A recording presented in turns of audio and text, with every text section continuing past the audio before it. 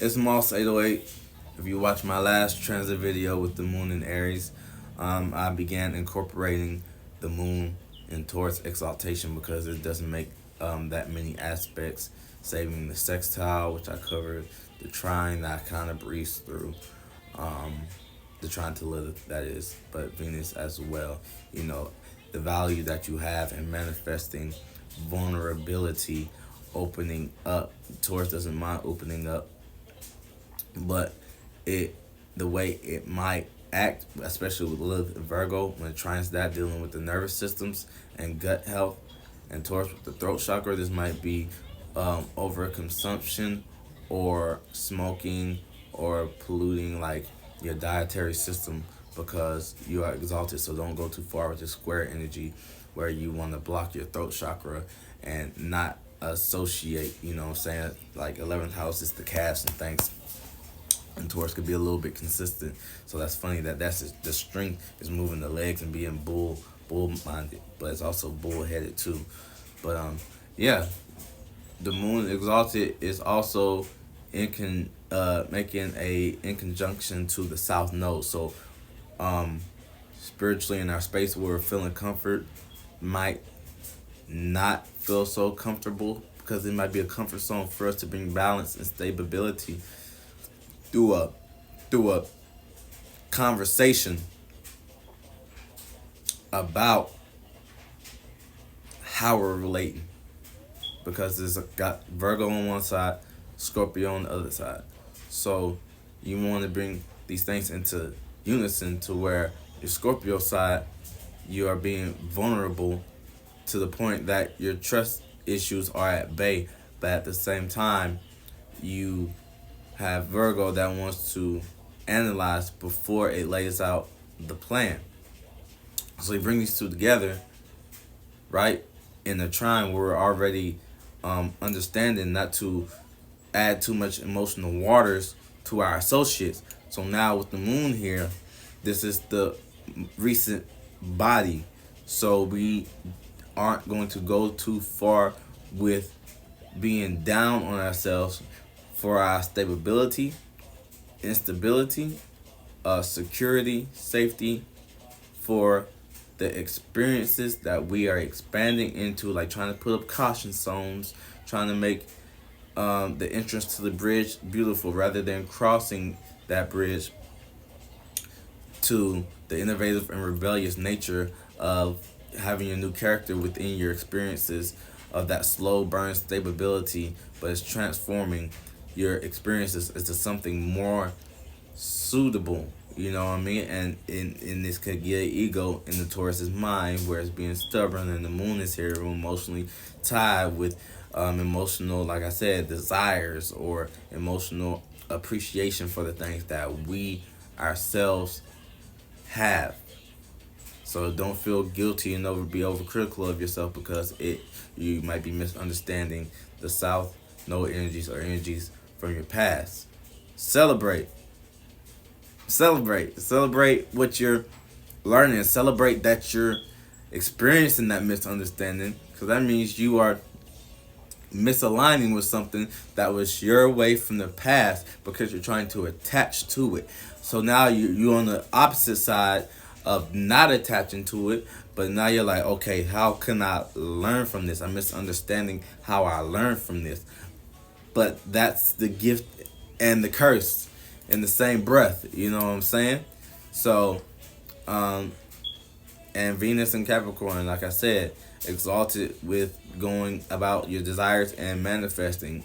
And you're looking at big bro like, really, I'm supposed to, you know, I'm with Aries. We expressing new visions, and then we're making that stable. So you're telling me to be openly vulnerable with something intimate. I can't just share my material. I can't just give you some certs and operations. No, it's Venus and Mars is already busy going through the transition with Mars. So you are seeing where you're learning, no, where your gift, you know, like the opposite of Aries, opportunity to learn into a opportunity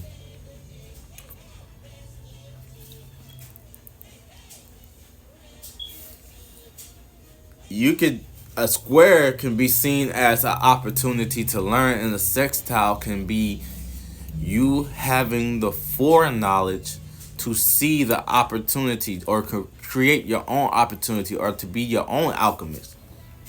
And a sextile is you learning to utilize, when it comes before, learning to utilize your intuition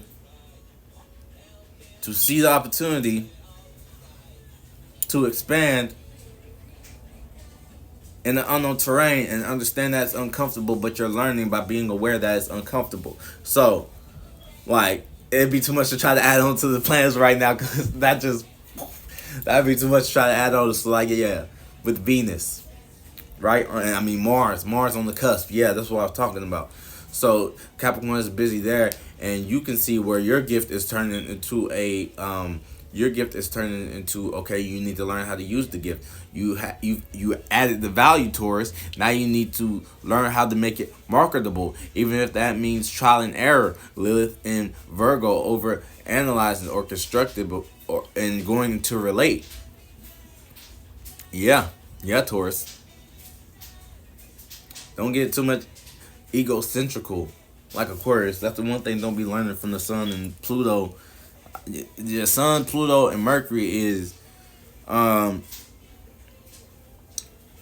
presenting others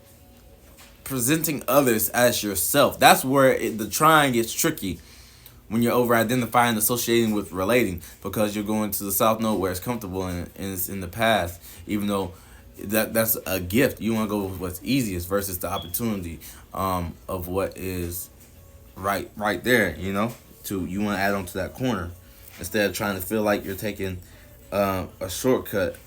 Aquarius shit. So where you got that gift, you need to be mindful of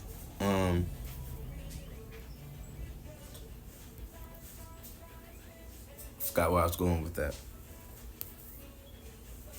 Yeah, with Taurus not being letting Taurus be egocentrical and being that example of egocentric. So that's the moon and Taurus in a nutshell, as well with the sun. Oh yeah, I was talking about the sun. Acting out your thoughts, your actions. You spend your time overthinking, but Mercury is there to you're communicating. But you want to fix something because it's air. You want to make something better, so you want to enhance the sun's presentation of other people with the associations and not over-identifying, coming full circle. So you are working with Pluto in Aquarius when it's been slow there, because Pluto is like it's ruling Scorpio, so it's behind the scenes, and Aquarius is behind the scenes when it rebels, but you still know that it's rebelling. It wants you to know, but it don't want you to know at the same time. It's like the cat and mouse game with Pluto and Aquarius. Like Slingshot, like this whole retrograde with Pluto in general, now it's finally in Aquarius. And transformation with your associates and that war and that odds, because people might be overly sensitive. Like that phase where people are sensitive and canceled, that shit's gonna come back. But it's gonna be more about medicine, technology, AI, and things of that nature. And then you're gonna be communicating like, okay, we see what is on the horizon with Mercury before it's debilitating in Pisces and it needs help with Saturn and shit like that. But right now the sun's needing help, so you're trying to put as much emphasis on taking power and control of what's already behind the shadow, so you are more aware of why I'm debilitated. This is what attention is getting right now, as far as associates too. You hear my baby back there about to wake up, but yeah, that's the moon in Taurus, exalted in sun in Aquarius. So expanding upon innovative ideas as far as stability and security reaches,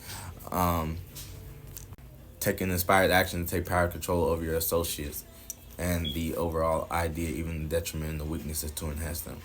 Peace.